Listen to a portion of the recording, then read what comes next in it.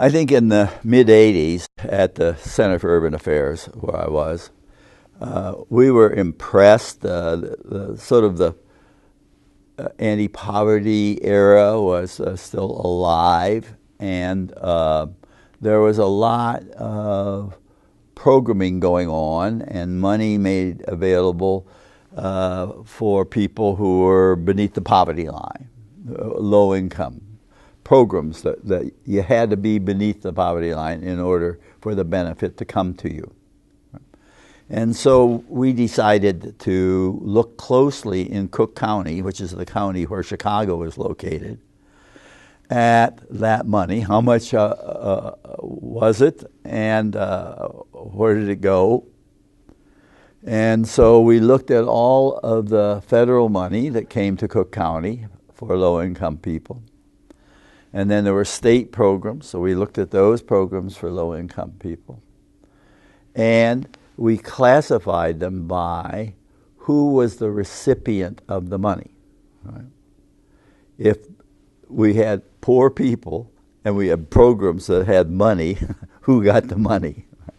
And the answer at that time, and I think it may well still be reflected, was that 62% of all those dollars, federal and state dollars for low-income people in Chicago, right, went to service providers.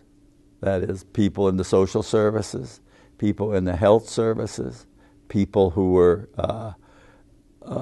producing and managing housing, and some dollars that came in food stamps, which people didn't get as dollars, but somebody had a market because there were people with food stamps that bought their stuff, right? So that 62% of all those dollars went to professionals and commodity providers, almost none of whom lived in the neighborhood. So you have this anomaly, right? That there's a lot of money coming in. It was in the millions of dollars that time. And yet 2/3 of it almost left in the hands of people who actually were probably middle class in the first place. And the other 38% went in cash and income, we would have called them welfare, to low-income people. So then we decided to study what would happen if you took the 62% of the dollars that went to service providers and commodity providers, take that amount of money and divide it equally among all the people who fell beneath the poverty line. In other words, we'll translate it into cash rather than services. And the answer is that if at that time we had taken that 62% of the money and divided it equally by the number of people who lived in Chicago beneath the poverty line, nobody would be beneath the poverty line. There was that much money, right, that was going to deal with poverty that went to people who weren't in poverty, that you could have, if you just distributed it in cash, had nobody in poverty in the city of Chicago.